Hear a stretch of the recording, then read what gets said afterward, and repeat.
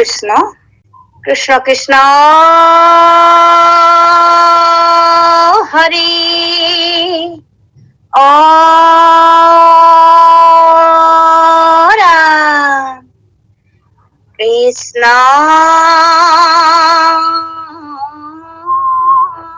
গুরু গুরু হরি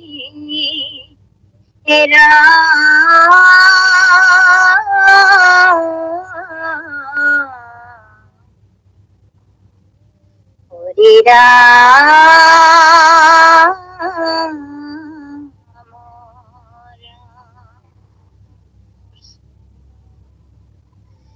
ये मुक्तवपि निःस्पृह पुत्रीप्रद पुन्मीलदानन्दन यमास्थाय समस्तमस्तकमनिं कुर्वन्ति सेवसे तान भक्तानपि तांच भक्तिमपि तं भक्तप्रियं श्रीहरिं वन्दे सन्तमर्थयेन दिवसं नित्यं शरणं भजे हरि राम राम कृष्ण कृष्ण माधव অধম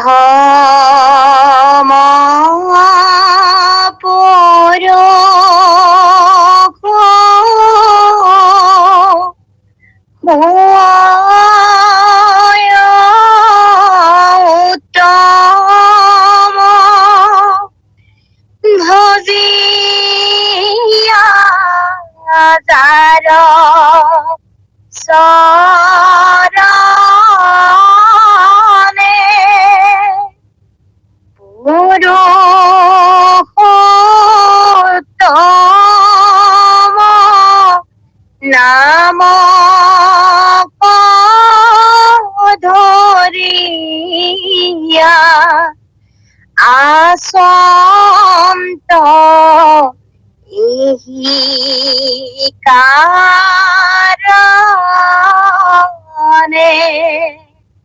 কৃষ্ণ কৃষ্ণ সমস্তকে সেৱা জনাইছো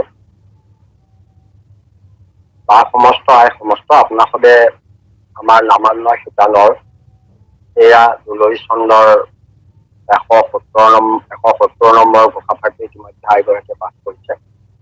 আগৰখিনি ব্যাখ্যা আমি কৰিছিলো।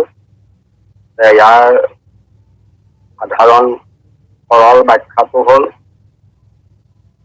যে যাৰ চৰণ ভজনা কৰি অধম পুৰুষসকলো উত্তম হ'ব পাৰে, সেইকাৰণে ভগৱন্তই পুৰুষোত্তম নাম ধৰি আছে। ইয়াত পুৰুষোত্তম নামটোৰ তাৎপৰ্য ব্যাখ্যা কৰিছে। পুৰুষ যোগ উত্তম পুৰুষোত্তম, এইটো এটা সংধি হৈছে। অধম পুৰুষ, এতিয়া আমাৰ প্ৰশ্ন এটা আহিব পাৰে যে অধম পুৰুষনো কোনসকল? পুৰুষ শব্দটোৱে ইয়াত মতা মানুহক বুজোৱা নাই। যদি অকল অধম পুৰুষসকলে উত্তম হ'ব পাৰে বুলি কয়, তেতিয়াহ'লে অধম নাৰীবিলাক উত্তম হ'ব নোৱাৰিব নেকি? সেইবোৰ আকৌ প্ৰশ্ন আহি পৰিব। সেইকাৰণে ইয়াত পুৰুষ শব্দটোৱে আমাৰ সকলোৰে ভগৱন্তৰ অংশ জীৱ আহি অন্তঃকৰণত অৱস্থান কৰি আমাক কাৰ্যক্ষম কৰি ৰাখিছে। আমি সমস্ত কাৰ্য কৰিব পাৰিছো। সেই জীৱই আহি এই পুৰুষ শব্দে দেহ এটা চাকৰি সুকীয়াই সেইটো জীৱককহে পুৰুষ বুলিয়া। সেইকাৰণে জীৱক এই দেহত আহি অৱস্থান কৰি শৰীৰটো চৈতন্য কৰি ৰাখিবৰ কাৰণে জীৱক ইয়াত পুৰুষ বুলি কয়। গতিকে এই জীৱবিলাকে বা এই পুৰুষবিলাকে কেতিয়াবা উত্তম দেহ লাভ কৰিও, উত্তম শৰীৰ লাভ কৰিও তেওঁলোকে কেতিয়াবা অকাৰ্যত ব্ৰতী হয়। ধৰক এজন ব্ৰাহ্মণ ভাল দেহ পাইছে, এনেও শাস্ত্ৰত লিখা আছে ব্ৰাহ্মণক কৃতীয় পুণ্যত ভাল দেহ লাভ কৰি তেওঁলোকে যিটো ব্ৰাহ্মণ্যৰ কৰ্ম, যিখিনি সদাচাৰ নীতি আদৰ্শ ব্যৱহাৰ এইবিলাক পালন কৰিব লাগে যে তাকে কৰিব নোৱাৰে।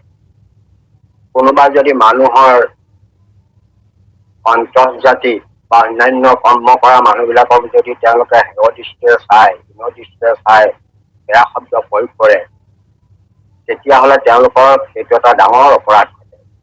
তেনেধৰণে কৰিলে সেই লোকসকল উত্তম জাতিত থাকিও উত্তম দেহ লাভ কৰিও তেওঁলোকৰ কৰ্মফলৰ কাৰণে আহি কেতিয়াবা অধম দেহ লাভ কৰিবলৈ বাধ্য হয়। অধম দেহবিলাক তেতিয়াহ'লে কোনবিলাক? শৰীৰ, মানুহৰ শৰীৰৰ অধম আছে। মানুহৰ শৰীৰৰ অধম মানে ধৰক যিবিলাকে কৰ্ম ঈশ্বৰ ভক্তি আদি কাৰ্যৰ পৰিৱৰ্তে তেওঁলোকে অন্য কাম কৰি পেলাই জীৱন নিৰ্বাহ কৰিবলগীয়া হয়। কাৰণ আপোনালোকে জানে যে গীতায়ে কৈছে যে চাৰিটা চতুৰ্বৰ্ণ ময়া সৃষ্টং গুণকৰ্ম বিভাগ আছে। গুণ কৰ্ম অনুসৰি চাৰিটা বৰ্ণ বা জাতি তৈয়াৰ কৰিছে। চাৰিটা বৰ্ণ ব্ৰাহ্মণ, ক্ষত্ৰিয়, বৈশ্য, শূদ্ৰ, এই চাৰি জাতিৰ ওপৰত আকৌ প্ৰতিটোৰে বহু জাতি আছে। এই জাতিবিলাক তেওঁলোকৰ জন্মগত কাৰণতে কিছুমান নতুন নতুন জাতিৰ সৃষ্টি হয়। সেইবিলাক আপোনালোকে বেলেগ বেলেগ জাতিৰ কথা পাইছে। 34 জাতিৰ কথাও উল্লেখ আমাৰ কীৰ্তনত আছে।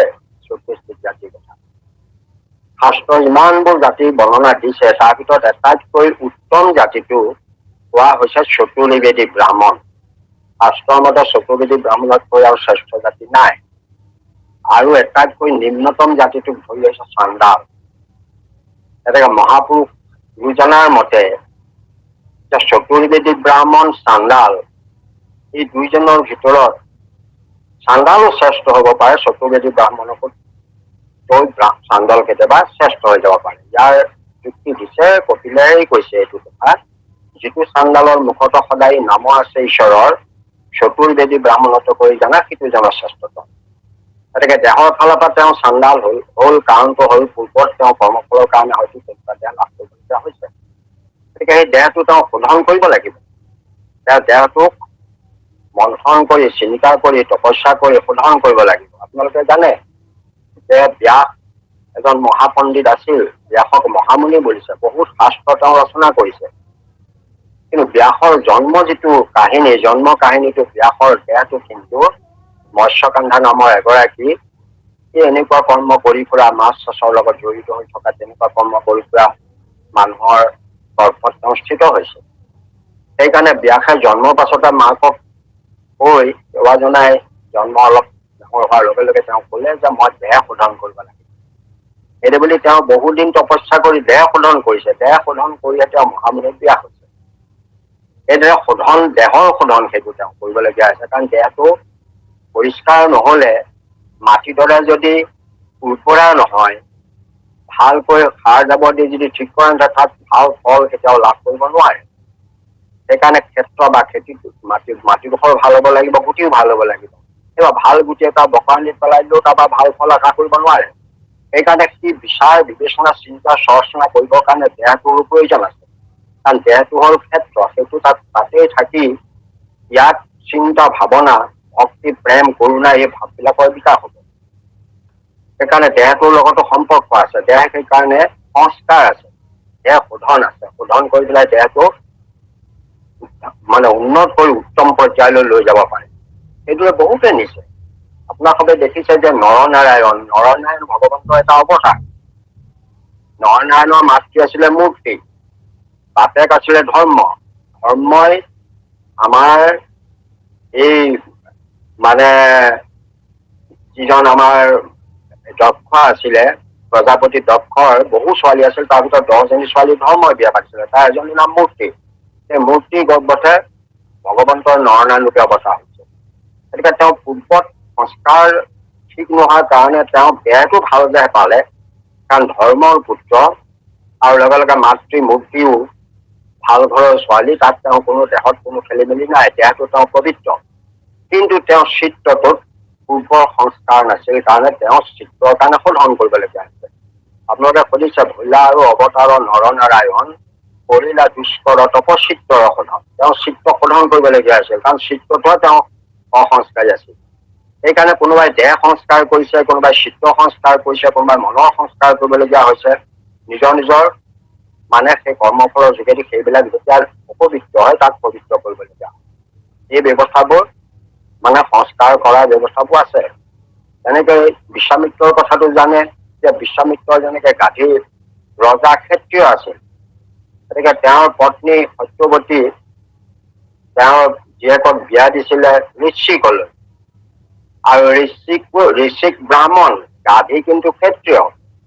এই তেওঁৰ পত্নী সত্যৱতীয়ে মানে বশিষ্ঠক জনাই যে তেওঁ পুত্ৰ নাছিল, সেইকাৰণে তেওঁৰ পৰা যেতিয়া কিবা যজ্ঞ কৰাই তেতিয়া পায়সৰ পাত্ৰ লাভ কৰিছিল। পায়সৰ পাত্ৰ লাভ কৰোঁতে তেওঁ এটা কৈছে যে এইটো তোমাৰ ছোৱালীজনী কিবা, কাৰণ ছোৱালীজনীক ব্ৰাহ্মণলৈ বিয়া দিছে আৰু এটি তুমি খাবা।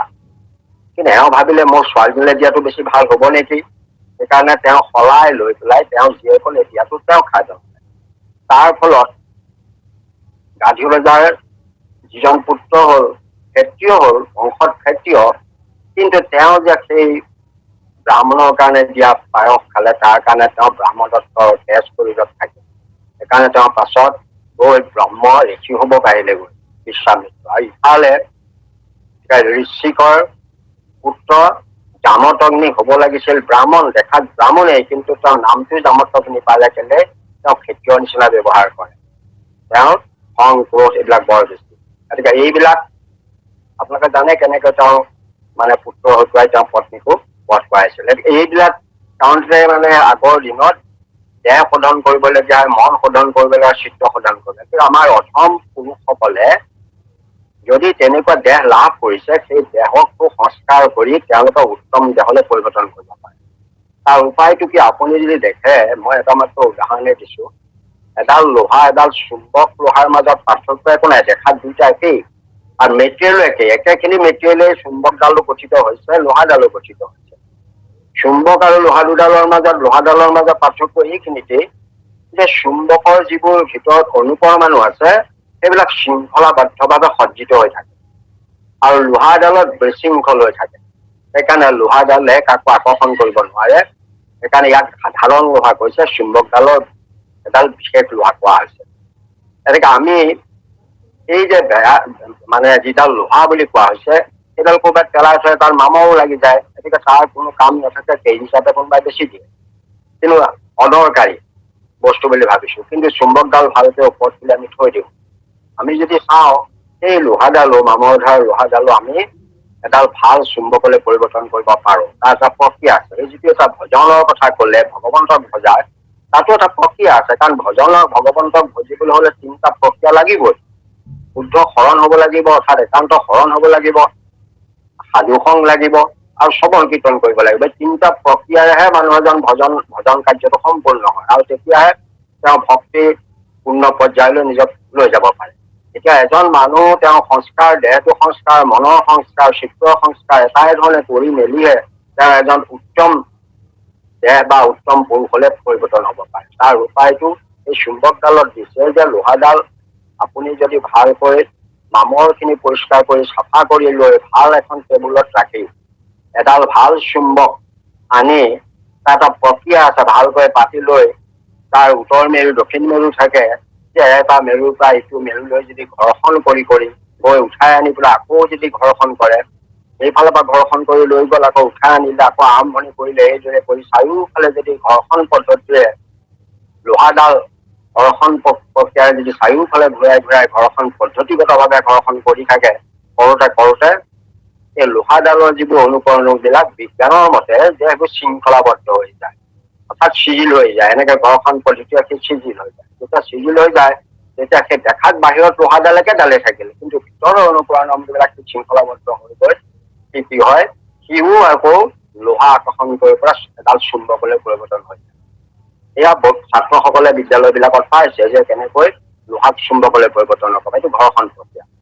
এনেকে মানুহকো তেনেকৈ শৰণ, সাধুসংগৰ লগত চৰ্চা, আলোচনা, ভক্তি, অপকৰ্ম ত্যাগ, এই জাতীয় সংস্কাৰ বিলাকৰ লগত তিনিটা সংস্কাৰ যদি জড়িত কৰি ভক্তি কৰি থাকে, তেতিয়া সেই অধম পুৰুষসকলৰো উত্তম পুৰুষলৈ পৰিৱৰ্তন হৈ যায়। সেইকাৰণে ভগৱন্তৰ নামটো হেনো পুৰুষোত্তম দিছে।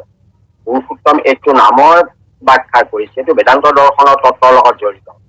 এইটো এটা মানে নামটো যে ভগৱন্তৰ পুৰুষোত্তম কিয় হ'ল, তাৰ ওপৰত এইটো এটা মানে ব্যাখ্যা ইয়াত আগবঢ়াইছে। ঠিক আছে, আৰু এগৰাকী যাওকচোন, তাৰ পিছৰ ফাইলে যাওক। পিছৰ ঘোষা পাতি কৃষ্ণ পদে ইটো দেহ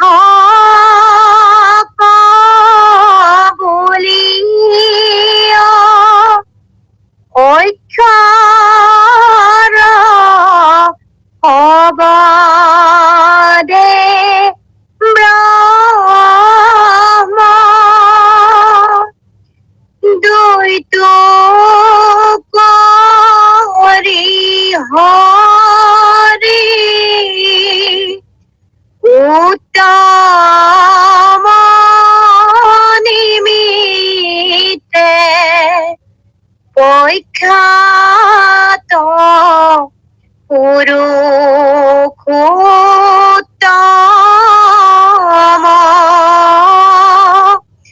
পৰীক্ষাত পুৰুষোত্তম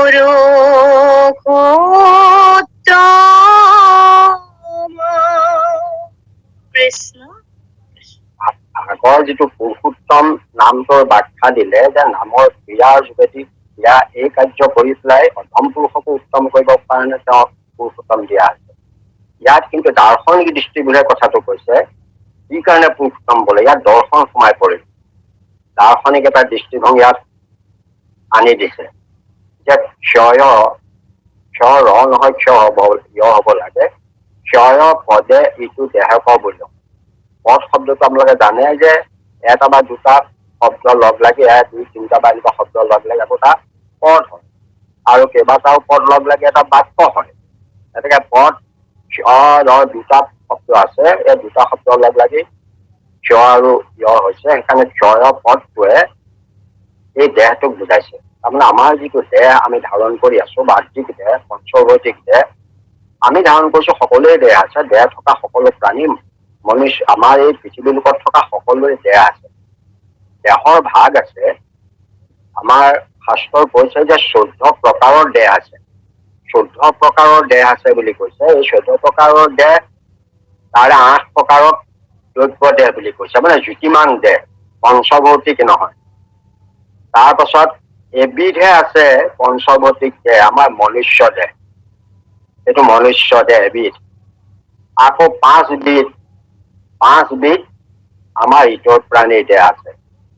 গতিকে এইটো তিৰ্যক দেহ বুলি কোৱা হয়। তিৰ্যক যিবিলাক মানে আমাৰ মানুহতকৈ তলত থাকে হয়, তিৰ্যক বিলাক কিন্তু পৃথিৱীৰ লোকতেই থাকে, অন্য বেলেগ লোকত নাথাকে, নৰকত নাথাকে, অন্য লোকত নাথাকে। পৃথিৱীত 2 প্ৰকাৰৰ দেহ থাকে, এবিধ মনুষ্য দেহ থাকে, আনবিধ তিৰ্যক। তিৰ্যক 5 প্ৰকাৰৰ। 5 প্ৰকাৰৰ তিৰ্যক আমাৰ দৰ্শনৰ মতে 5 প্ৰকাৰ, কিন্তু এনেই বিজ্ঞানে বা অন্যান্য আজিকালি বেলেগ বেলেগ ভাগ দিছে, গতিকে 5 প্ৰকাৰ কৈছে। আমাৰ পতংগ জাতীয় বোলক বা অন্যান্য যিবিলাক হাড় থকা হাড়বিহীন এনেকুৱা ধৰণে এটা ভাগ কৰি দেখুৱাইছে। গতিকে আমাৰ এই যিটো মনুষ্য আৰু তিৰ্যক 5 প্ৰকাৰ, এই ছবিধ দেহ পৃথিৱীৰ ভিতৰতে থাকে। গতিকে এই দেহবিলাকৰ কথাও ইয়াত উল্লেখ কৰিছে। লগতে যিবিলাক দ্ৰব্য দেহ 8 প্ৰকাৰ বুলি কৈছে, এইবিলাক গন্ধৰ্ব আছে, স্বলোকৰ বিলাক আছে, মহলোকৰ বিলাক আছে, জনলোকৰ বিলাক আছে, তপলোকৰ দেহবোৰ আছে বা ব্ৰহ্মলোকৰ দেহবোৰ আছে। এইবিলাক বিভিন্ন লোকত যিবোৰ দেহ থাকে এইবোৰ দ্ৰব্য দেহ বুলি কয়। যদি প্ৰতিটোৰে কিন্তু ক্ষমতাবোৰ বেলেগ বেলেগ, প্ৰতিটোৰে শক্তিবোৰ বেলেগ বেলেগ, তেওঁলোকে বিভিন্ন মনোবলেৰে বিভিন্ন স্থানলৈ গতি কৰিব পাৰে। মহলোকৰ লোকসকলে জনলোকলৈ যাব পৰা ক্ষমতা দিছে তেওঁলোকৰ দেহটো, কিন্তু জনলোকৰ পৰা তেওঁলোক ওপৰলৈ যাব নোৱাৰে। জনলোকৰ বিলাকে তপলোকলৈ যাব পাৰে, তপলোকৰ বিলাকে তাৰ তললৈতো আহিব পাৰিবই, তেওঁলোকৰ তলৰ সকললৈকে। তেনেকৈ তপলোকৰ বিলাকে তেনেকৈ সত্যলোকলৈ যাব পাৰে। এইদৰে কিন্তু সত্যলোকবোৰ সমস্ত লোকলৈ গতি কৰিব পাৰে। এই দেহবিলাকত মানে আমাৰ এখন যানৰ নিচিনা, যেনেকৈ যিকোনো বিমান জলৈ তলৈ লৈ যাব নোৱাৰে। মহাকাশত উৰিব পৰা যিবোৰ বিমান, সেইবোৰ চব চৰাই মহাকাশলৈ যাব নোৱাৰে। সাধাৰণ চৰাইবিলাক সাধাৰণ এটা আকাশতে থাকে। মহাকাশত উৰিব পৰা চৰাই গৰুধৰ আছে বা তেনেকুৱা চৰাই বিধে আছে।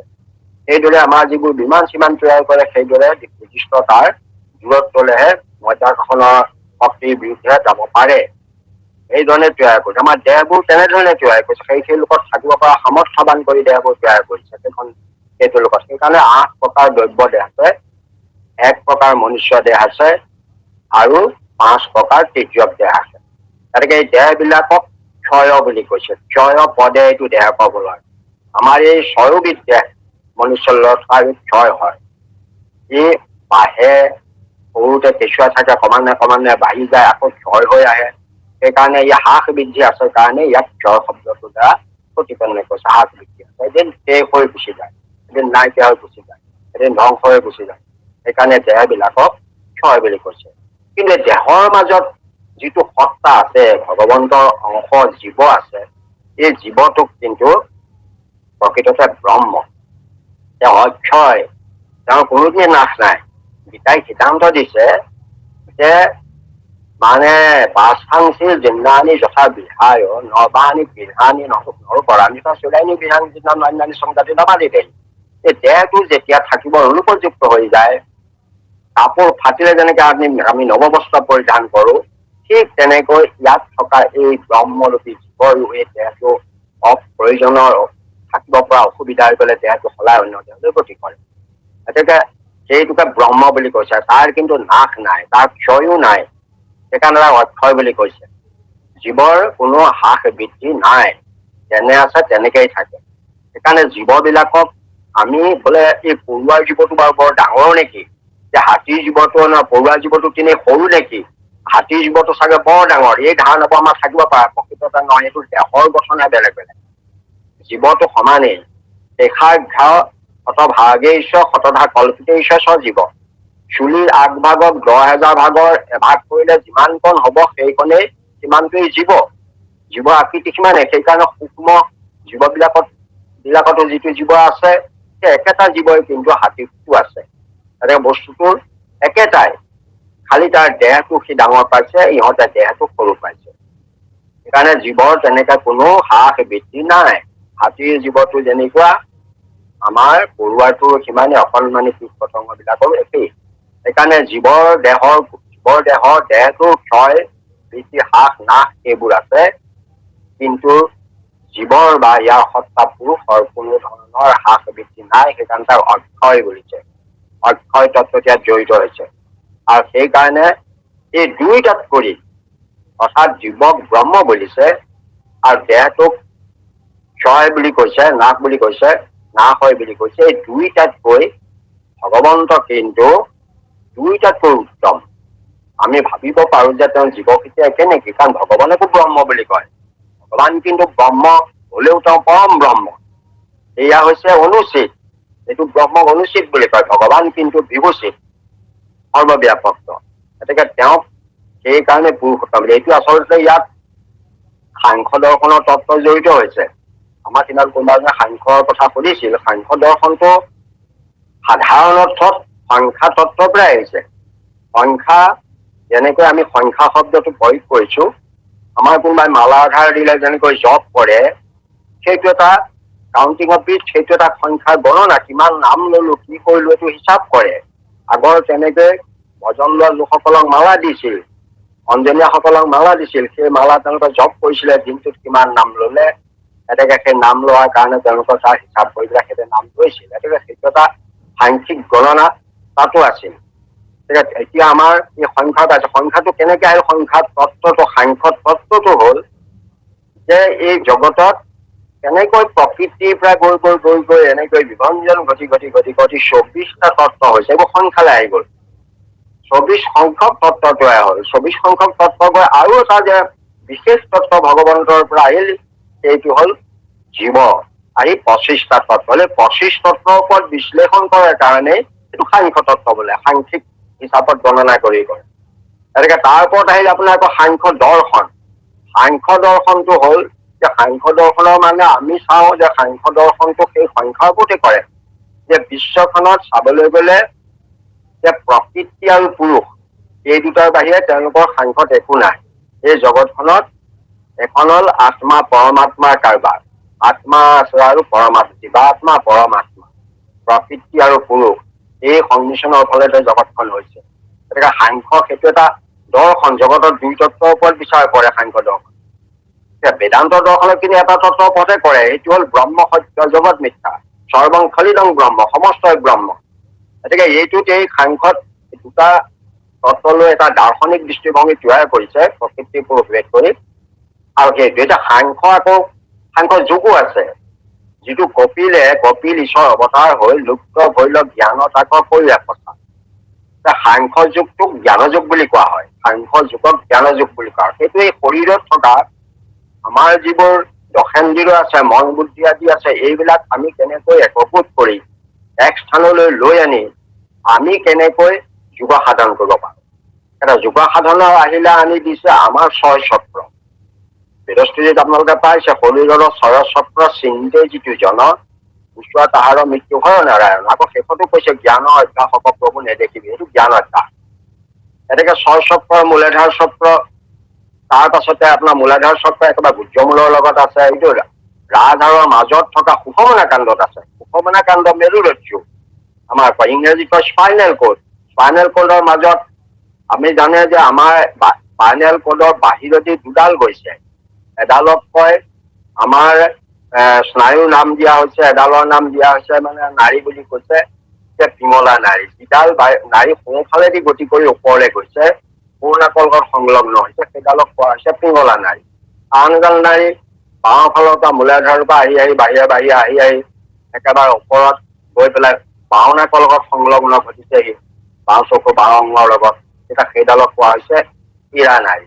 এতিয়া হীৰা পিঙলা, পিঙলাডালক পাপবাৰ নাৰী বুলিছে, হীৰা ডালক পুণ্যবাৰ নাৰী বুলিছে। এইবোৰ মানে শত যুগৰ কথা। তাৰ পৰা এতেকে এই তাৰ মাজত যিটো সুষমনা কাণ্ডৰ মাজত যিডাল সুষমনা নাৰী আছে, সেই 3ডাল নাৰীৰ ভিতৰত সুষমনা নাৰী শ্ৰেষ্ঠ মধ্যত থাকে। এই সুষমনা নাৰীৰ লগত এই 3ডাল নাৰীৰ মাজে মাজে সংযোগ হয় 6টা জেগা আছে, 6 স্থানত। সেইকেইটাকে শতচক্ৰ বোলে। গাঁঠি আছে মানে 6টা গাঁঠি। এই গাঁঠিকেইটাৰ ভিতৰতো আকৌ নাৰী আছে। সুষমনা নাৰীডালৰ মাজত এডাল ব্ৰজা নাৰী আছে, তাক আমি ব্ৰজধাম বুলি কওঁ। তাৰ মাজত এডাল চিত্ৰিণী নাৰী আছে, সেই চিত্ৰিণীডাল আৰু সৰু। সেই চিত্ৰী নাৰীকেই আচলতে 6টা পদ্মচক্ৰ ধাৰণ কৰিছে। গতিকে চিত্ৰী নাৰীডাল ধৰি আছে কাৰণে সেইখন জগতখনক সেইকাৰণে চিত্ৰিণী নাৰীয়ে ধৰণ কৰি আছে কাৰণে তাৰ আমি চিত জগত বুলি কৈছো। ইফালে চিত্ৰিণী নাৰীৰ মাজতো এডাল নাৰী আছে, সেইডাল নাম হেনো ব্ৰহ্ম নাৰী। আমি এইবোৰ নাই দেখা, অধ্যয়নৰ যোগেদি পাইছো যে ব্ৰহ্ম নাৰী। সেই ব্ৰহ্ম নাৰীতে হেনো ব্ৰহ্ম অংশে জীৱতাত অৱস্থান কৰে। গতিকে এই জ্ঞানযোগীসকলে তেনেকৈ মন বিলাক স্থিৰ কৰি লৈ সকলো ইন্দ্ৰিয়, বিশেষকৈ আপুনি জানে যে বায়ুৰ কথা আছে। আমাৰ অপ্ৰাণ বায়ুৱে সেই ইন্দ্ৰিয়বিলাকৰ যিবিলাক কৰ্মেন্দ্ৰিয় আছে সেইবিলাকৰ ওপৰলৈ তাক কেন্দ্ৰীভূত কৰি নাভি চক্ৰত স্থিতি কৰায়। নাভি চক্ৰত স্থিতি কৰাই প্ৰাণবায়ুক অৰ্পণ কৰি দিয়ে। প্ৰাণবায়ু আকৌ নাভি চক্ৰৰ পৰা সকলোবিলাক কেন্দ্ৰীভূত কৰি লৈ আনি অনাহত চক্ৰই পোৱায়। অনাহত চক্ৰই বিশুদ্ধ পদ্ম বা আগ্ৰহ চক্ৰত প্ৰতিষ্ঠা কৰি একান্ত মনে ধ্যান কৰে। আপোনালোকৰ এইজাত পাব যে প্ৰথমতে স্থূলমতি, ঈশ্বৰৰ ৰূপটো কেনেকে তেওঁলোকে ধ্যান কৰে। প্ৰথমতে স্থূলমতি নাভি চক্ৰে কৰে স্থিতি, সূক্ষ্ম দৃষ্টি পাছে হৃদয়ত, হৃদয়ত মানে অনাহত চক্ৰ, সূক্ষ্ম দৃষ্টি পাছে হৃদয়ত, তাৰো অৰ্ধ মস্তকত, মস্তক মানে আজ্ঞা চক্ৰত, তাৰো অৰ্ধ মস্তকত সুষমনাৰ ভিতৰত দেখিছো স্মৰ ব্ৰহ্ম তত্ত্ব। এইদৰে ভগৱন্তক মানে তেওঁলোকে ধ্যান কৰে। তাৰ কাৰণে কেইটামান আহিলে, প্ৰথমতে জমটো হ'ল তেওঁলোকৰ অন্তঃ শুদ্ধি কৰি ল'ব লাগিব, অন্তৰৰ ভাৱবিলাক পৰিষ্কাৰ কৰিব লাগিব। নিয়ম বিলাক হ'ল বাহ্যিক শুদ্ধি, পৰিষ্কাৰ পৰিচ্ছন্ন পবিত্ৰ ঠাইত, তাৰপৰা নিৰ্দিষ্ট ঠাইত আসন গ্ৰহণ কৰিব লাগিব। নিয়ম, তাৰপৰা আসন, তাৰপৰা প্ৰণায়াম কৰিব লাগিব। মানে আমাৰ প্ৰণায়ামৰ প্ৰক্ৰিয়া আছে, বায়ুক ওপৰলৈ লৈ কেনেকে ৰাখি মানে এৰি দিয়া, এই প্ৰক্ৰিয়া যিটো প্ৰণায়াম কৰিব, প্ৰণায়াম কৰি পেলাই শৰীৰত থকা বেয়া বায়ুবিলাক প্ৰত্যাহাৰ কৰিব, বাহিৰলৈ উলিয়াই দিব। বেয়া ভাৱ, বেয়া চিন্তা নাইকিয়া কৰি মন একেবাৰে পবিত্ৰ হৈ যাব। আকাশখন নিৰ্মল আকাশৰ নিচিনাকৈ মনবিলাক পবিত্ৰ কৰি লৈ যোগীসকলে সেই ব্ৰহ্ম তত্ত্বক সুষমনা নাৰীৰ মাজত আজ্ঞাচক্ৰত স্থিতি কৰাই তেওঁৰ চৰণত ধ্যানস্থ হৈ ধ্যান কৰে। এইদৰে নিয়ম, আসন, প্ৰণায়াম, প্ৰত্যাহাৰ, তাৰপিছতে ধ্যানৰ পাছতে তেওঁলোকে তাতে ধাৰণ কৰে। ধ্যান কৰি ধাৰণ কৰে, আমাৰ ধ্যানৰ ব্যৱস্থাটো দিছে, ধাৰণ কৰি তাতে সমাধি হৈ থাকে। গতিকে এইটো হ'ল জ্ঞানযোগীসকলৰ সাংখ্য যুগৰ এটা ব্যৱস্থা। গতিকে সেই ধৰণে এইটো কৰা আছে। এইটো ওলাইছিলে কাৰণে মই কথাটো এইখিনিতে কৈ দিছো। গতিকে এয়াই হৈছে পুৰুষোত্তম নামটোৰ এটা তত্ত্ব দিছে যে ক্ষয় শব্দে দেহটো বুজায়, অক্ষয় শব্দে ব্ৰহ্ম বুজাইছে। ব্ৰহ্ম মানে জীৱ, পুৰুষ, আৰু সেইকাৰণে ভগৱন্তক পুৰুষোত্তম নামেৰে প্ৰখ্যাত হৈছে। যাওকচোন পিছলে। কৃষ্ণ কৃষ্ণ কৃষ্ণ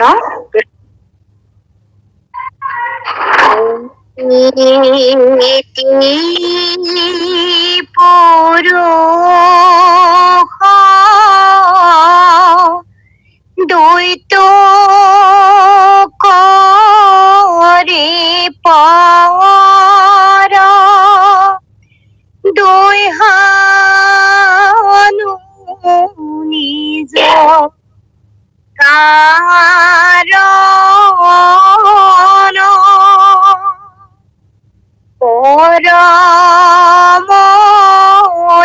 ঈশ্বৰ নাম ধৰিয়া আশা তাতে নাৰায়ণ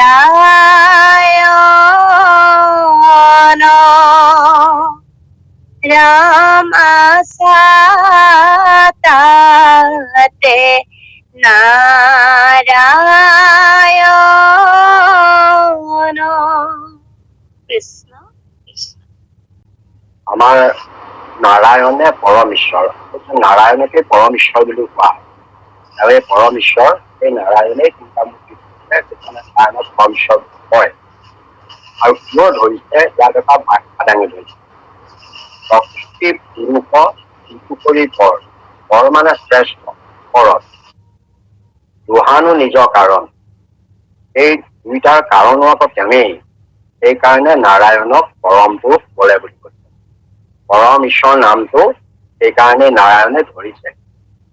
পৰম ঈশ্বৰ কেনেকে হ'ল? প্ৰকৃতিৰো গৰাকী, পুৰুষৰো গৰাকী, আৰু দুইটাৰ সৃষ্টিৰ মূলতে তেওঁ, দুহানো নিজৰ কাৰণ। সেইকাৰণে নাৰায়ণক পৰম ঈশ্বৰ বুলি কোৱা হৈছে। এতিয়া আমি যদি চাওঁ প্ৰকৃতি বুলি ক'লে যেনে আমি নেচাওঁ গোটেই প্ৰাকৃতিক জগতখনক আমি ক'ব পাৰো। গোটেই জগতখনে প্ৰকৃতি, আৰু আমি সেই প্ৰকৃতিক বাদ দি আমি ক'তো আমি থাকিব নোৱাৰো। প্ৰাকৃতিক গোটেই জগতখন, সেইকাৰণে মায়াক প্ৰকৃতি বুলি কোৱা হয়। মানে জগতখনৰ যিবোৰ আমি স্পেচ বা যিবোৰ বস্তু দেখিছো এইবোৰ গোটেই প্ৰকৃতিৰ দ্বাৰা সৃষ্টি। আমাৰ এটা কথাও আছে, প্ৰকৃতি আশ্ৰয়ী আছে একৰ বৃক্ষ সুখ দুখ দুই ফল, তিনি গুণমূল অৰ্থ চাৰিশ সিপাহী এন্দ্ৰিয় বল, এইবোৰ লিখা আছে। গতিকে গোটেইটো প্ৰকৃতিক আশ্ৰয় কৰি আমিবোৰ আছো। আমি যিমানবোৰ ইয়াত আছো প্ৰকৃতিক আশ্ৰয় কৰি আছো, আৰু এই প্ৰকৃতিক আশ্ৰয় কৰি পুৰুষ আছে। এইটো আচলতে এটা তত্ত্ব হিচাপে উপনিষদে কৈছে যে এইটো হৈছে মানে এটা ঘোঁৰা আৰু এটা কণা, এই দুইটা এটা সম্পৰ্ক। ঘোঁৰাটোৱে মানে খোজকাঢ়িব নোৱাৰে, কিন্তু তাৰ চকু আছে, আৰু কণাটোৰ চকু নাই কিন্তু দেহটো আছে। দুইটাই যদি লগ হয় তেতিয়াহ'লে সংসাৰখন বিচৰণ কৰি দিব পাৰে।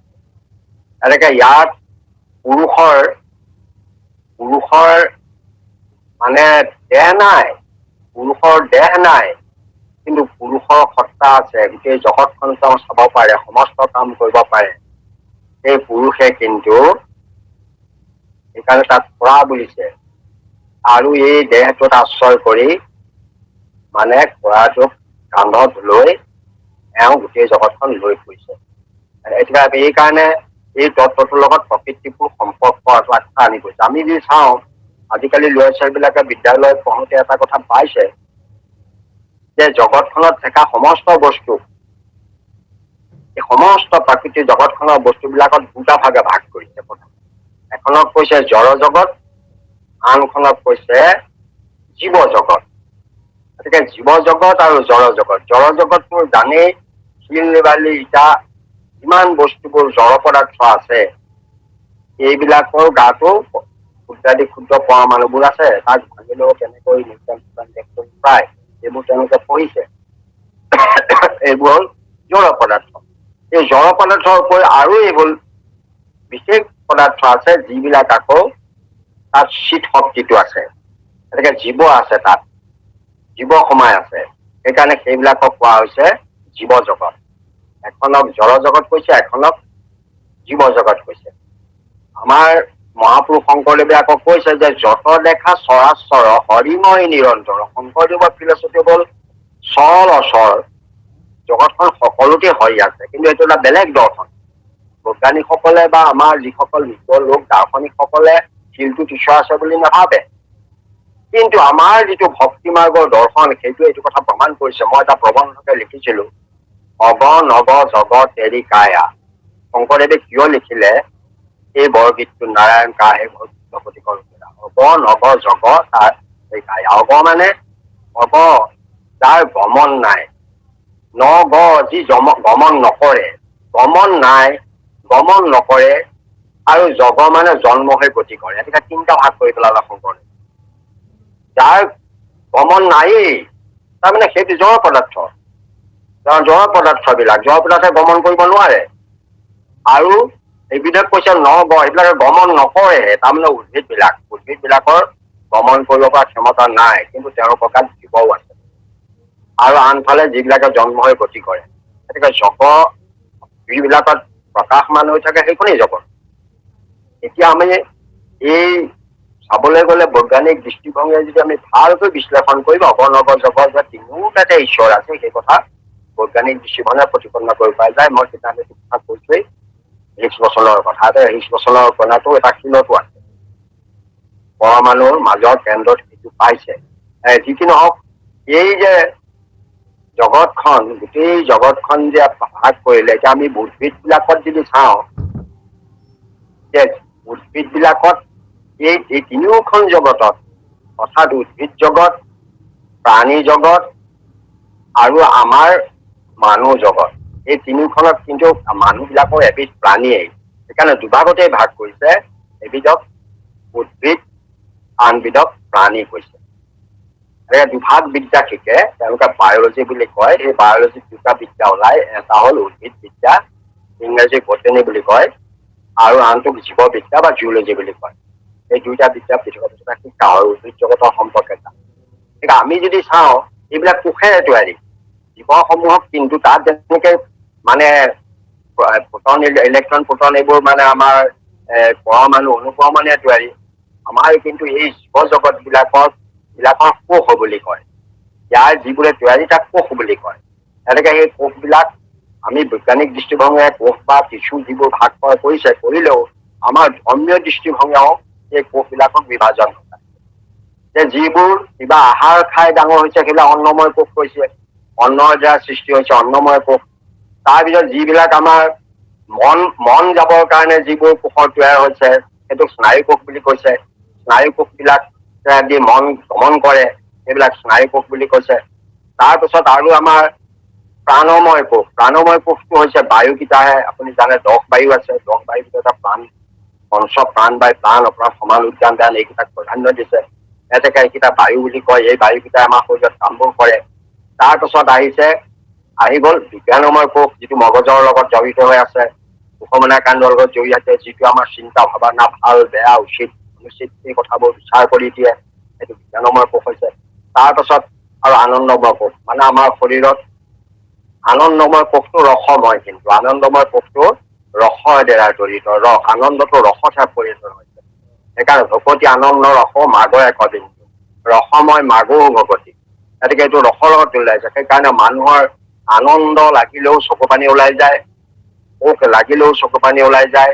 এনেকে ভকতি আনন্দ ৰস মাগো একবিন্দু। গতিকে আনন্দটো ৰসৰ লগত তুলনা কৰিছে। এইটো একোটা কথা।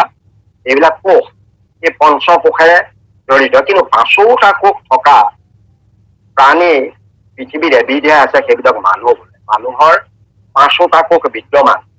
মানুহক পঞ্চকোষী জীৱ বুলি কয়, অৰ্থাৎ 5টা কোষেৰে তৈয়াৰী। এককোষী জীৱও আছে, এমিবা, এণ্টমিবা বেলেগ। গতিকে আমাৰ মানুহৰ শৰীৰত কিন্তু 5টা কোষ। আমি অন্ন খাইছো, আহাৰ খাইছো, আমাৰ শৰীৰটো গঠন হৈছে, তেজ হৈছে, মানে মাংস হৈছে, হাড় হৈছে, হাড়ৰ মজ্জা হৈছে, এইবিলাক শৰীৰৰ গঠন হৈ গৈ আছে। এইটো গোটেইবোৰ অন্নৰ দ্বাৰা হৈছে। অন্ন হৈ পেলাই অন্নৰ পৰিৱৰ্তন ঘটি ঘটি আনকা পুকুৰলৈকে এইবিলাক গঠন হৈ গৈ আছে। এইটো দেহৰ লগত কথা। দেহটো বৃদ্ধি হ্ৰাস অন্নময় কোষৰ দ্বাৰা হৈছে। এতিয়া অন্নময় কোষটো আমাৰ যিবিলাক অন্ন খায় সেইবিলাক হয়। অৰ্থাৎ উদ্ভিদ বিলাকেও অন্ন খায়, প্ৰাণী বিলাকেও খায়, আমিও খাওঁ।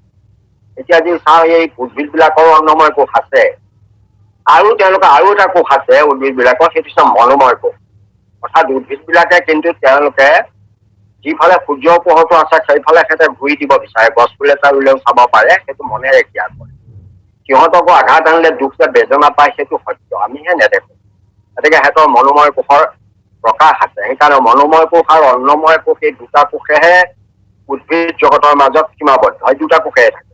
তাৰ পৰা আহিল আমি বাকীবোৰ প্ৰাণী কওঁ, এই কাৰণে যে প্ৰাণময় কোষৰ বিৰাজ কৰিছে। প্ৰাণী বিলাকৰো প্ৰাণময় কোষ আছে, প্ৰাণময় কোষ আছে, মানুহৰো প্ৰাণময় কোষ আছে। এনেকে প্ৰাণময় কোষ থাকিলে কি হয়, আমি এটা হাতটো দাঙিছো, ভৰিয়ে খোজ কাঢ়িছো, কাৰোবাক নমস্কাৰ কৰিছো, হাত বা ভৰি এইবিলাক সঞ্চালনা কৰিছো, পেটত হজম হৈছে, কেঁচুৱা জন্ম দিছে প্ৰসূতি বায়ুৱে, কিছুমান কাম আমি কৰিছো, মুখ চকু মেলা মুদা কৰিছো, কাণেৰে শুনিছো, এই গোটেই কামবোৰ আমাৰ বায়ুবিলাকে কৰে। সেইটো প্ৰাণবায়ুৰ লগত জোৰা, মূল বায়ু প্ৰাণবায়ুৰ কাৰণে সেইটো প্ৰাণময় কোষ বুলি কৈছে। গতিকে তেতিয়ালৈকে সেইবোৰ সঞ্চালন হৈ থাকিলে প্ৰাণ আছে বুলি কওঁ। ব্লাড চাৰ্কুলেশ্যন চলি আছে, এই কামবোৰ চলি আছে, গতিকে এইটো প্ৰাণময় কোষ। প্ৰাণময় কোষ আছে কাৰণে এইবিলাকক প্ৰাণী বুলি কয়। প্ৰাণী বুলি কয়। এতিয়া প্ৰাণীবিলাকৰো, জীৱ জন্তু বিলাকৰো প্ৰাণময় কোষ আছে, মানুহৰো প্ৰাণময় কোষ আছে, ইমানলৈকে একো দিগদাৰ নাই। কিন্তু জীৱ জন্তু বিলাকৰ অন্নময় কোষো আছে, মনোময় কোষো আছে, প্ৰাণময় কোষো আছে। তেওঁলোক উদ্ভিদতকে এটা কোষ বেছি আছে, প্ৰাণময় কোষটো। কিন্তু বাকী প্ৰাণী বিলাকৰ এই দুটা কোষ নাই। কোনটো নাই? বিজ্ঞানময় কোষটো নাই, আনন্দময় কোষটো নাই। সেইকাৰণে তেওঁলোকে বিচাৰ কৰিব নোৱাৰে। সেইকাৰণে নিজৰ বাৰীটো খাব, লোকৰ বাৰীটো খাব, নিজৰ মানুহকো হেৰি কৰিব আৰু আন মানুহকো কৰিব, তাত কোনো বিচাৰ নাই তেওঁলোকৰ। সেইকাৰণে এইজনী মোৰ মাতৃ, এইজনী মোৰ ভনী, এই বুলি নাই। সিহঁতৰ যাৰ তাকে যেতিয়া যৌন শক্তি বিচাৰ বিবেচনা তেওঁলোকৰ নাই। সেইকাৰণে তেওঁলোকৰ বিজ্ঞানময় কোষৰ বিচাৰ নাই, বিজ্ঞানময় কোষ তেওঁলোকৰ নায়েই। সেইকাৰণে তেওঁলোকৰ সেই প্ৰাণী বিলাকে সেইবোৰ বিচাৰ বিবেচনা কৰিব নোৱাৰে। মানুহৰ সেইটো বিজ্ঞানময় কোষটো আছে, মানুহে এইটো বিচাৰ কৰিব পাৰে, মোৰ মানুহ, সেয়া তেওঁৰ মানুহ, এইটো মোৰ ঘৰ, এইটো মোৰ দুৱাৰ, এইটো কাম কৰিব লাগে, এইটো কৰিব নালাগে। সেইকাৰণে এইটো বিজ্ঞানময় কোষৰ আছে কাৰণে মগজুৰ লগত, উপমনা কাণ্ডৰ লগত এইবিলাক জড়িত হৈ আছে, সেইকাৰণে কৰিব পাৰে। মনোময় কোষটো স্নায়ুদি গতি কৰে। তাৰপাছত আপোনাৰ আনটো কোষ হ'ল আনন্দময় কোষে ৰস, গোটেই শৰীৰটো ৰসটো বিয়পি থাকে। এই ৰস বিলাক আমাৰ আনন্দৰ ভাৱ যিমানে প্ৰকাশ হ'ব, সিমানে সেই ৰসটো চাৰিওফালে যাব, গোটেই শৰীৰটো প্লাৱন কৰি দিব, আনন্দৰে আপ্লুত কৰি দিব, মনত প্ৰেৰণাৰে। সেইকাৰণে আনন্দময় কোষ আছে। ইফালে যদি আমি চাওঁ দেৱতা বিলাকৰ কি আছে আকৌ, দেৱতা বিলাকৰ মই কৈছো যে দ্ৰব্যদেহধাৰী তেওঁলোকৰ কিন্তু তেওঁলোকৰ দুটা কোষ নাই। প্ৰাণী বিলাকৰ যেনেকৈ অন্নময় কোষ আছে, প্ৰাণময় কোষ আছে, মনোময় কোষ আছে, দেৱতা বিলাকৰ আকৌ অন্নময় কোষটো নাই। আমাৰ দৰে চাউল দাইল ভাত পানী এইবিলাক আহাৰ তেওঁলোকে নকৰে, সেইকাৰণে তেওঁলোকক অন্নময় কোষটো তেওঁলোকৰ নাই। তেওঁলোকৰ দেহটো পঞ্চভৌতিক নহয়, পঞ্চভৌতিক দেহ নহয়। তেওঁলোক হয়তো অকল লিংগ দেহ বা কিছুমান দেহ বা দিব্য দেহ বুলিয়ে তেওঁলোকক কোৱা হয়। আৰু তেওঁলোকৰ আৰু এটা কোষ নাই, কি কোষ নাই? যিটো আনন্দময় কোষ নাই। বিচাৰ কৰিব পৰাটো আছে, বিজ্ঞানময় কোষ তেওঁলোকৰ আছে। তেওঁলোকৰ তিনিটা কোষ আছে, মনোময় কোষ আছে, প্ৰাণময় কোষ আছে আৰু বিজ্ঞানময় কোষ আছে। দুটা কোষ তেওঁলোকৰো নাই। এই দুটা কোষ কি? অন্নময় কোষ আৰু আনন্দময় কোষ। এই দুটা নহয় কাৰণে দেৱতা বিলাকে কেতিয়াও গতি পাব নোৱাৰে। সেইকাৰণে মনুষ্য হৈ বাৰ দেৱতাৰো অভিলাষ, ধৰ্ম অৰ্থ কাম মুখ্য সিজে অপ্ৰয়াস। সদায় সেইবিলাক অপ্ৰয়াসে সিজি যাব বুলি কৈছে। ধৰ্ম অৰ্থ কাম মুখ্য অপ্ৰয়াসে সিজিব বুলি কৈছে। দেখুৱাইছে যে এই পাঁচটা কোষৰ মানুহৰ গাতে পাঁচোটা কোষ বিদ্যমান। সেইকাৰণে মানুহ দেহটো শ্ৰেষ্ঠ। ব্ৰহ্মাৰ প্ৰাৰ্থনী এইটো নৰতনু, আমি এইবিলাকত পঢ়ি পাইছো। দেৱতাৰো বাঞ্ছনী নৰতনু, নৰতনু পাবলৈ দেৱতাই বিচাৰে, কাৰণ ধৰ্ম অৰ্থ কাম মুখ্য চতুৰ্বৰ্গ সাধন হব, লগতে গতি পাব পাৰিব। দেৱলোকৰ পৰা কোনেও গতি পায়, খাটাংগই দৌৰি আহিছিলে 2 দণ্ড পাই পেলাই সময় ইয়াত গতি পাবলৈ, মুচুকুন্দ তললৈ নামি আহিছিল। এইবোৰ এইকাৰণে নামিছিলে দেৱলোকৰ পৰা গতি পাব নোৱাৰে। গতিকে এই পঞ্চভৌতিক দেহটোৱেহে মানুহক পৰম গতি সাধনাত সহায় কৰিব পাৰে। সেইকাৰণে প্ৰকৃতি পুৰুষ এই দুইটো কৰি ভগৱান ওপৰত, তেওঁ পৰম ঈশ্বৰ, তেওঁ নাৰায়ণ, তেওঁ মানে নাৰায়ণ হিচাপে সমস্ত জগত। কিন্তু এই প্ৰকৃতিকো সৃষ্টি কৰিছে এই পৰম ঈশ্বৰে। নাৰায়ণে প্ৰকৃতিক জীৱদান কৰিছে, আপোনালোকে পঢ়িলে পাব। তেওঁ শৰীৰত হেনো এই মায়া সোমাই আছিল, মহাপ্ৰকৃতি তেওঁ শৰীৰত দূৰতে স্থান দিছিল। দূৰতে তেওঁ শেষত জগতখনত গৈ পেলাই প্ৰকৃতিত চব লৈ যায়, প্ৰকৃতি গৈ তেওঁ লৈ যায়। অন্তকালে তুমি মোতে লৈ যোৱা, তুমি সেইটোৱে মোতকে কম কৰিছে তেওঁ। গতিকে তেওঁ গৈ প্ৰকৃতি তেওঁ জগত তেওঁ হৃদয়তে লৈ যায়।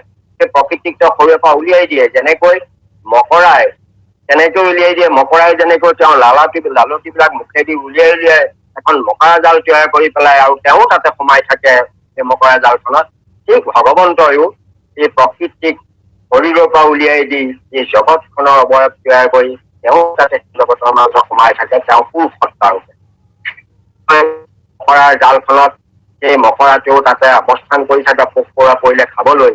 ঠিক তেনেকে এই প্ৰকৃতিৰ জগতখনতে ভগৱন্তৰ পুৰুষ সত্তা হিচাপে সোমাই থাকে। দুইটাৰ সৃষ্টিকৰ্তা কিন্তু পৰম ঈশ্বৰ ভগৱন্তে। এই তত্ত্বটো ইয়াত কৈছে। গতিকে সেইকাৰণে ভগৱন্তৰ নাম পৰম ঈশ্বৰ বুলি কোৱা হয়। কওকচোন পিছৰ পুতলে। কৃষ্ণ কৃষ্ণ কৃষ্ণ কৰ্ম অনুসাৰে এইটো জগত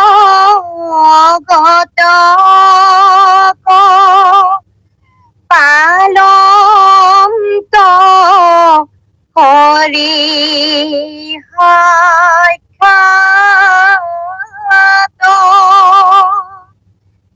এহি হেতুতে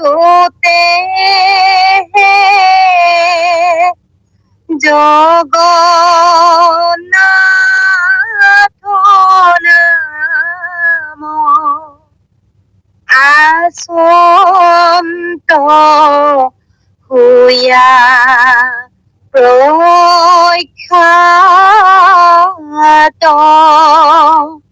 ৰাম আচন্ত হুয়া প্ৰখ্যাত। কৃষ্ণ কৃষ্ণ কৃষ্ণ। ভগৱন্তই জগন্নাথ নামটো কিয় লৈছে সেই কথাটো ইয়াত ব্যাখ্যা দাঙি ধৰিছে। কিয় জগন্নাথ নামে তেওঁ প্ৰখ্যাত হৈছে যে এই জগতত কৰ্ম অনুসাৰে যি যেনে কৰ্ম কৰিব সেই জগতত সেই কৰ্ম অনুসাৰে জগতত ভগৱন্তৰ পৰীক্ষা পালন কৰে। কাৰণ জগতই ভগৱন্তৰ কোনো পক্ষপাতিতা নকৰে। যেনে কাম কৰিব তেনে ফল পাব। তেওঁ এনেকুৱা এটা কাম কৰি নিদিয়ে পক্ষপাতিতা হব। আমাৰ দেশত বহুত কাছাৰী পাৰ্টি চবতে হয়তো পক্ষপাতিতা থাকিব পাৰে, সমাজ থাকিব পাৰে, কিন্তু ভগৱন্তৰ দৃষ্টিত কোনো পক্ষপাতিতা নাই। কৰ্ম অনুসাৰে তেওঁ ইটো জগতক পালন্ত হৰি সাক্ষাৎ। হৰিয়ে সি যেনেধৰণে কৰ্ম কৰিব তাৰ ফল পাব। আপুনি যেনেকৈ সিঁচিব তেনেকে পাব। সিঁচিব যেনে তেনে আৰু পাছত বহুত ফল বিচাৰিলে কেতিয়াও লাভ কৰিব নোৱাৰে। যেনেকে তেনেকে ফল লাভ কৰিব। সেইকাৰণে ভগৱন্তই সেই পালন কৰি আছে। সমস্ত জগতৰ জীৱ জগতক তেওঁ পালন কৰি কাৰণে তেওঁ নামবোৰ অধিকাৰী হৈছে। আমাৰ কৰ্ম অনুসাৰে পালন কৰিব মানে আমি কৰ্ম ফল আছে।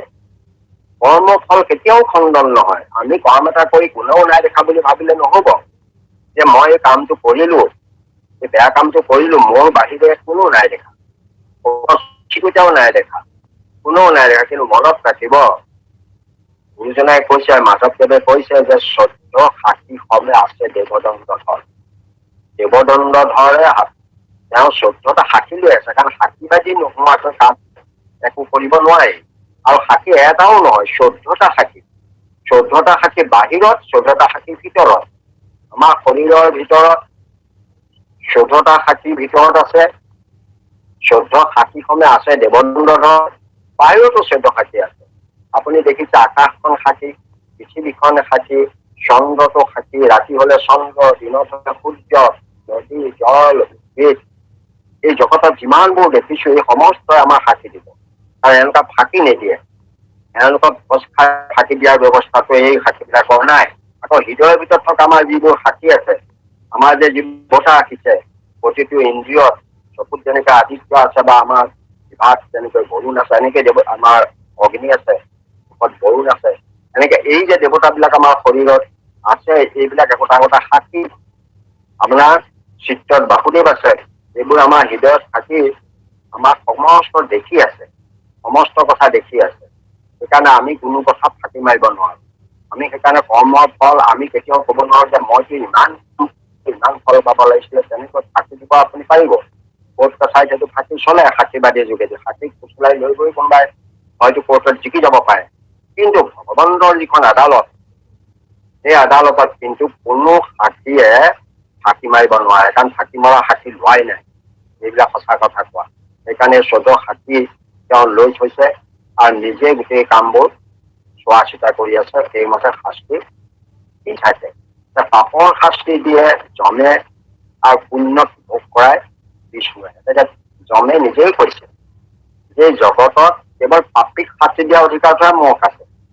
যিবিলাকে পাপ কৰ্মত লিপ্ত হৈছে তেওঁলোকে পাপ আৰু পুণ্যটো কৰ্মবিলাকে নিৰ্ধাৰণ আৰু বাকীবিলাক ভগৱন্তই দায়িত্ব লয়।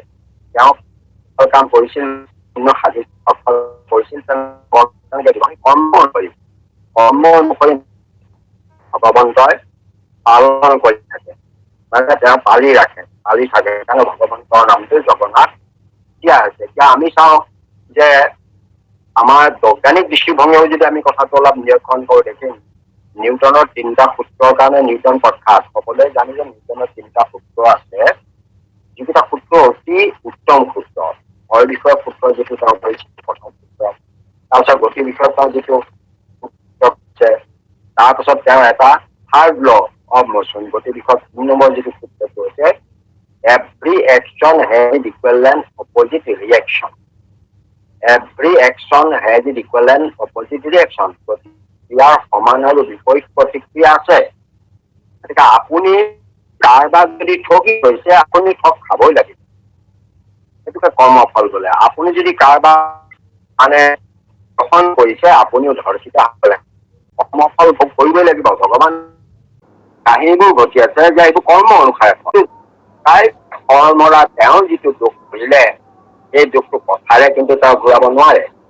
সেইকাৰণে তেওঁকো লুকাইছো যেতিয়া তেওঁ কাহি পদত বামহুৰু থাপি আসনে বহিছা জগত ব্যাপী শিশু অস্বস্থতা আঙুজি গাও দেখিলো প্ৰভুৰ পূৰ্ণানন্দ ভাও।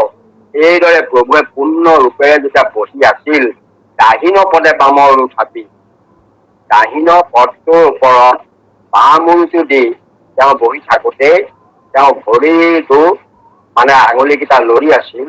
এটা হৰিণে শুই থকা দেখি পাণ দুখন লৰাই আছে বুলি ভাবি সেই অংগদে আহি মানে বালিৰ পুত্ৰ অংগদে আহি ইয়াত ৰূপ লৈ কাৰ মাৰি তেওঁ কৰ্মফল পুৰা কৰিলে। কাৰ মাৰি তেওঁ দিলে, তাৰ কাৰণে তেওঁ সংসাৰে গুচি যাবলগীয়া হ'ল। গতিকে কৰ্মফল খণ্ডন নহয়, কৰ্মফলটো সদায় ভোগ কৰিবই লাগিব। ব্ৰহ্মাই হওক আপুনিয়ে কওক ময়ে কওক, সেইকাৰণে আমি কৰ্মফলটো এৰাই চলিব লাগে। আমাৰ বুজ নাই কৈছে কৰ্মফল এৰাই চলিব। নিকেতন সন্ধিয়াৰ সংবাদত পাব আমি কিছুমান কাম কৰি আছো, আমি মুচুকা আমি গধূলি ভাত সাজ খাওঁতে কিবা এটা মাছ মাংস নহলে আমি খাই ভাল নাপাওঁ।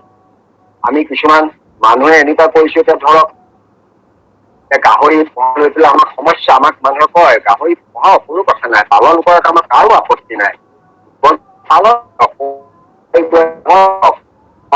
নিচিনা কাৰণ তুমি পুত্ৰৰ দৰে পালন কৰি তাত যদি গধূলি কাটি আনা তেতিয়াহ'লে তোমাৰ পুত্ৰৰ নিচিনা হ'ব।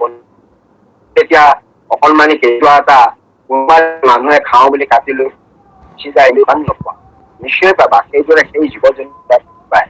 সেই উদ্দেশ্যে শংকৰদেৱে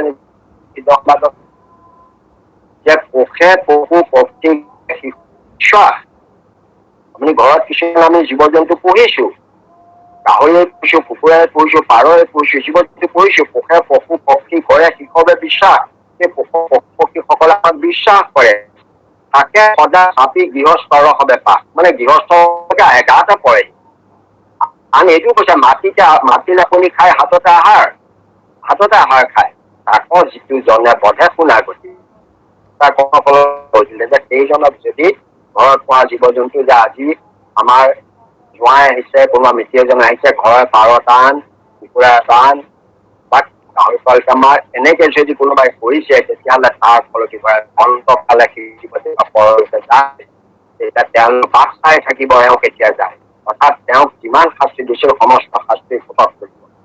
এয়াই হৈছে কৰ্মফল। গতিকে কৰ্মফল অনুসৰি আমি ভোগ কৰিবই লাগিব। তাৰ কাৰণে ভগৱান নহয়, ভগৱানৰ নাম ললে আপোনাৰ চিত সংস্কাৰ হব, মন পৰিষ্কাৰ হব, আপুনি ঈশ্বৰ পাৰিব, কিন্তু কৰ্মফলৰ কাৰণে সংসাৰলৈ ঘূৰি আহিব লাগিব। এই কৰ্মফলটো আপুনি ঈশ্বৰৰ নামলৈ সোনকালে গতি পোৱাৰ সুবিধা হৈ যাব। সেইটোকে কৈছে কৰ্মফলে আপুনি যদিও সংসাৰলৈ আহে ঈশ্বৰৰ কৃপা সেই কৰ্মফলত বেছি ভোগ নকৰাকৈ আপুনি গতি পোৱাৰ সুবিধা হ'ব।